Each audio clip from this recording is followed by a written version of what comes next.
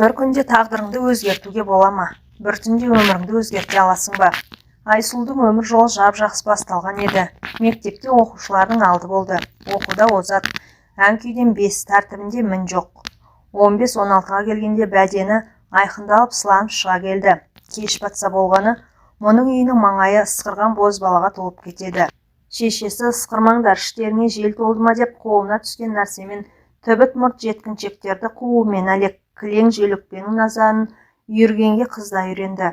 Қысқа етек көйлегімен көшені бір айналғанда борбайына боз құрт біте бастаған небір айбозы майға қарап болған көк бөрінің күйін кешетін. Арманы Алматыға оқуға бару. Аттестатын алып енді пойызға шыққалы отырғанда әкесі кенеттен көз жұмды. Келер жылы шалының жылын берген жазда шешесі де ауырмай сыздамай ұршығын иіріп отырған күй үзіліп жүре берді. Бірінен кейін бір соққы жас қызды есеңгірет тастады. Бірге оқыған Асқарды іштей ұнататын. Ол мұндай аруға қолым қайдан жетеді деп жүрексінді ме? Айсұлуға деген іңкәрлігін білдіре алмады. Көршідегі Самат ештеңе деп емеурін танытпаса да, әкесі мен шешесінің қазасы үстінде қалбалақтап қасында болды.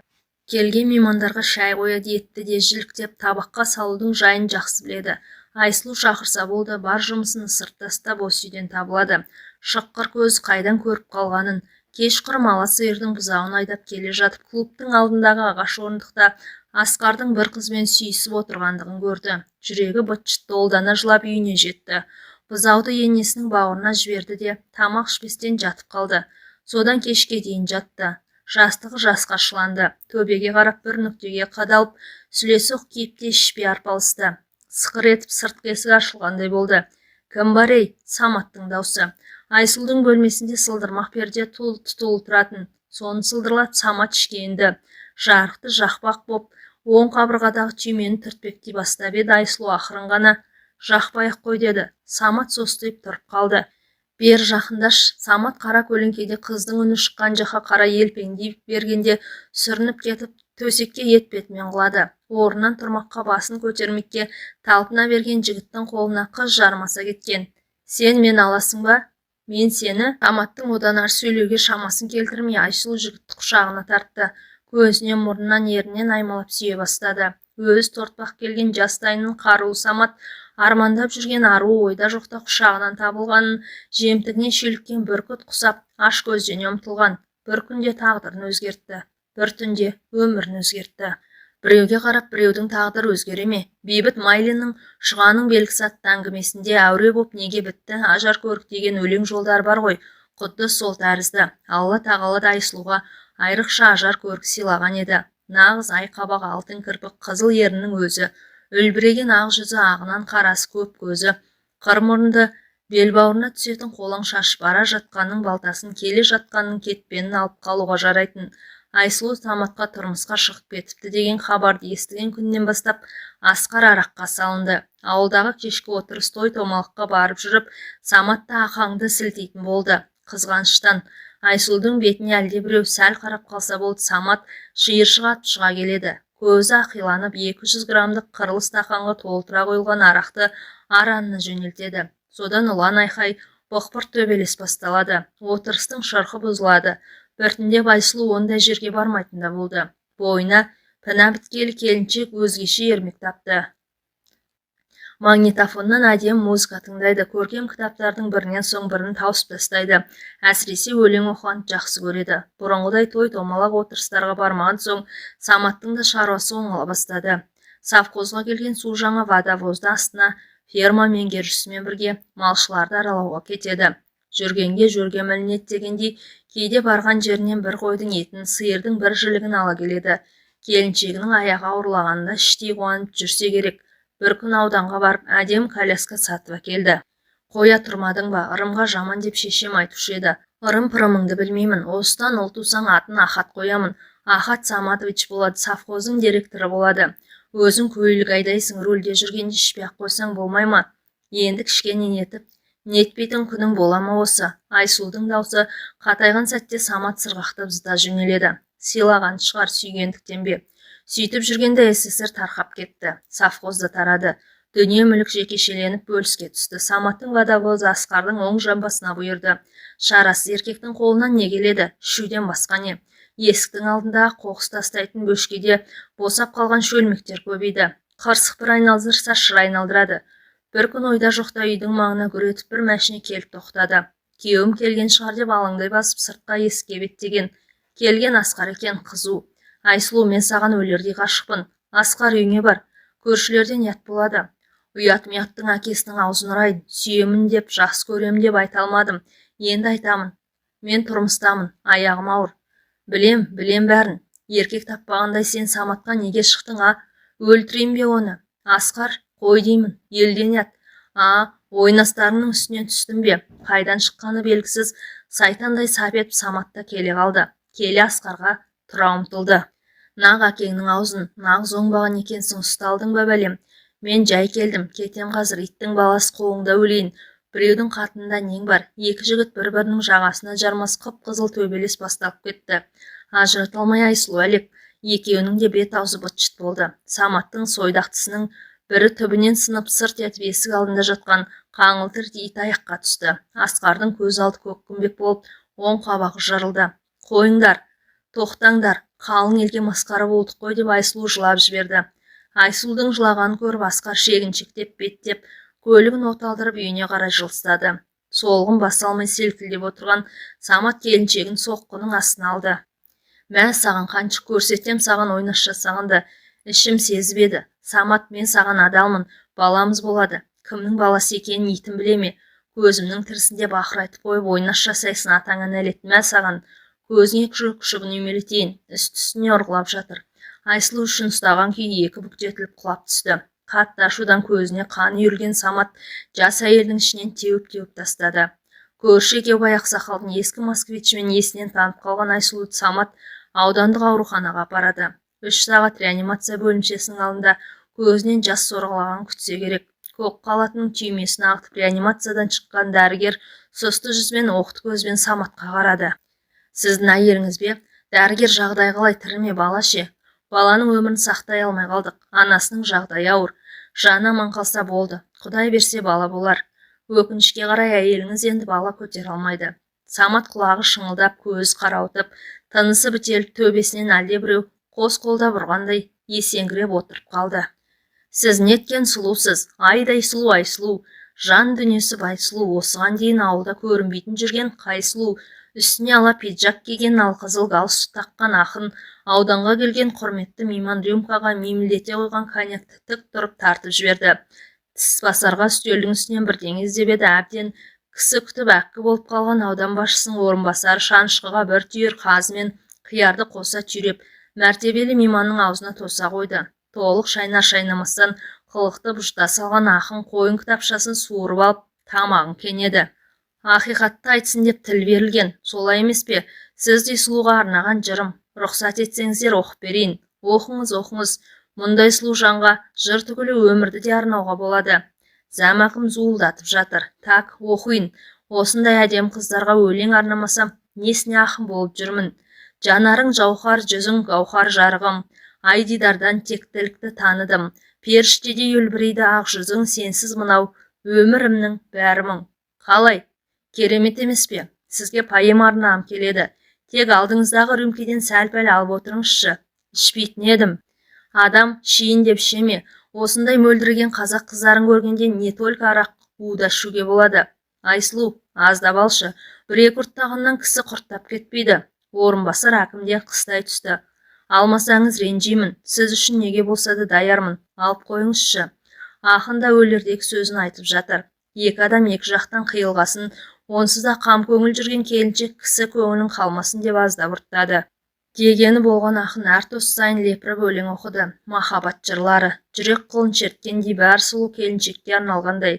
Біраздан соң Айсұлудың басы айналды. Сыртқа шыққысы, үйіне қайтқысы келді. Мен қайтайын. Айсұлу, өзіңмен бір әңгіме бар. Анау бөлмеге барып сөйлесейікші. Айтарыңды айта бер. Бір ауыз ғана. Ақырын көрші бөлмеге өтті. Аудан әкімінің орынбасарын бір-екі рет сайлау кезінде клубта көргені бар. Сымпылдаған жігіт бүгінде жанын қоярда қоймай осында ертіп келген. Астанадан атақты ақын келді. Депутаттыққа түсіп жатыр. кейін көмегі болады. Қасында болшы. Шығармашылық адамы деген бөтен ғой. Оларға табақ-табақ еттің қажеті жоқ. Жылы қабақ болса жетеді деп өлердегі сөзін айтқан. Самат вахтада. 15 күнде бір оралады.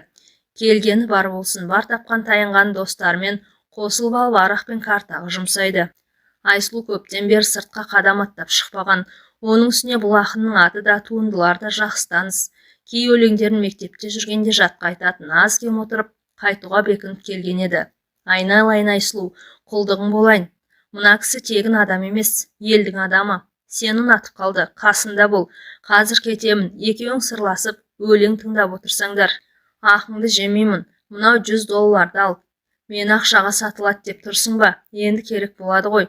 Қалғым келсе өзім-ақ қаламын. Айсұлу $100 ақшаны жігіттің төс қалтасына сүңгітті. Мынаны бір жеріңе тығып қой. Бәсе, ақылың көп қой. Мені ұятқа қалдырма. Коньяктың буы ма әлде мына өмірден әбден запыста болған көңілін сергіткісі келді ме? Айсұлу аяқ астынан шешім қабылдады. Қайта бер, қонақ күтуді білемін. Қайта оралған Айсұлуды көрген ақынның көзі оттай жайнады. Жаным, айым, күнім деп еркелете бастады. Небір сұлу сөздің кестесін тоқып-ақ жатыр. Еш қинаусыз, жалынып жалпаюсыз бір-екі рюмка тартып та жіберді. Өмірі естімеген жалынды сөздерден басы айналды. Самат байқұс мұның бірінде айтпады ғой. Жатын бөлмеге енгенде ақын мұның алқымынан өбіп, анарын қысып аймалап сүйе бастағанда, Айсұлу маған енді бәрібір деп ойлады. Қарсылық көрсеткен жоқ, денесі оттай ысып, демі бітіп, әлеуетті еркектің дегеніне жетпей қоймасын да сезді. Талай сұлуды құшып, талай тотайдың төсігін тегістеген ақын тән рахатына бөлудің талай тәсілін біледі екен. Әуелі екі көзден кезек-кезек сүйесе болар ма? Құлағына не бір құшыр қандырар әдем сөздерді сыбырлай ма? Ерінен үзілдіре сүйе ме? Құдай-ау, Самат сорлыдан көрмеген аймалау амалдарына жаны рахаттанып, тәні тәнті болғандай күй кешкен несі? Бір қолмен анарын, екінші қолмен бөксе тұсын сипалап, кіндік тұсқа келгенде домбырамен күй тартқан күйшінің ептілігінде ерке қимылдар жасап, қатайған денесін босатып, дел сал қалыпқа келтірген еркек сұлу келіншектің кепкен аңқасын қандырудың барлық амалын жасап-ақ жатыр. Үстіне бір-екі рет шығып қор ете түсе қалатын күйеуінде емес, басқа әлем, басқа ырғақ, басқа күй. Келіншек ыңырсып, ыңқылы күшейіп, үстіндегі еркектің әр қимылынан ләззат алып, екі көзін жұмған күй елтіде де қалды. Қиял шарықта басқар екеу әлдебір теңіз жағасында қол ұстасып, су шашысып, жүгіре басып жүргенде ме? Қалай? Теңіз толқын екеуінде кезек-кезек тербетіп жатқандай ма өзі? Оттай ыстық демге шарпылып, тынысы бір бітіп, бір үзіліп кететіндей ме? Жағада екеуі де анадан туғандай тыр жалаңаш қалыпта, аймаласа қалғандай, ұят-аят атауын асау теңіздің толқынын жұтып жасырып қойғандай. Япырау, мұндай да болады екен-ау деген ойдың түйсік тұсына келгенде тез, кеткенде тез. Әйелдігін кар әлемнің қақпасы ашылғандай, сол қақпаға ешкімнен ұялмай қызармай Хауа ананың көйлегін киіп енгендей, адам атаның үйреншікті қимылы жанға қуат бергендей, әлде бір нәзік ағыс алпыс екі тамырын бүлкілдете иіріп алып бара жатқандай, толқынға толқын қосылып, әлде әуен, әлде күй бесікте таңылған сәбидің қалпына түсіріп тербете түскендей. Тән рахат осы ма деген тосын сұрақты еркектің ырсылдаған дыбысы жұтып қойғандай, мүлде бейтаныс, бірақ соншалықты ыстық ләззат оны біресе күйдіріп, біресе жандырғандай. Айсұлудың бар ойы осы ырғақ бітпесе екен, осы күй үзілмесе екен дегенге сайды. Isынтып, қайнатып, тұла бойындағы сезім түйіршіктерінің бәрін оятып, тәтті-тәтті әлемге сүңгіген сайын ақыр не болар екен деген әлдебір үрке жоқ сезімнің жетегіне оратылып жатып, буырқанған азаматтың буы кебердегі әрекетіне бүкіл жан дүниесімен кірігіп кеткендей еді. Толған айдай тоғысып, толар сарға шейін талқысып жатып, жан дүниесін шарпқан алауыттың дәрейіне шыдай алмастан мама деп шыңғырып жіберген біледі. Арғы жағы не тұман, не күмән секілді.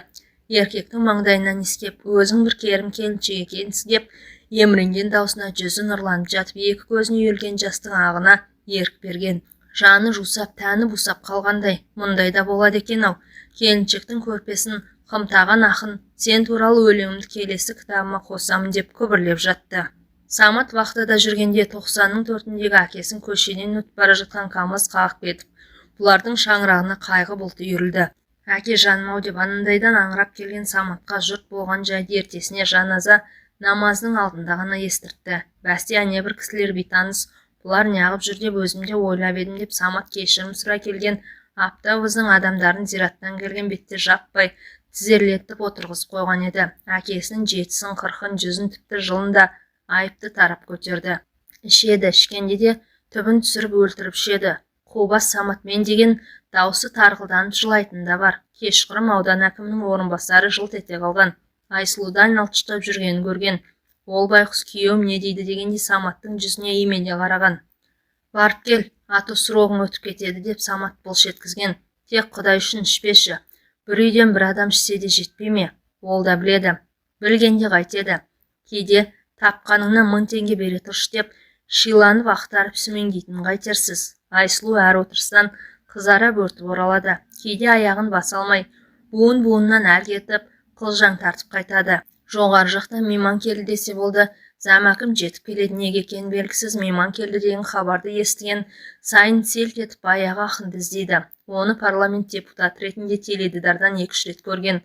Ақиқатты айтсын деп тіл берілген деп саңқылдаған даусын соңғы рет естіген Айсұлу ғана шығар.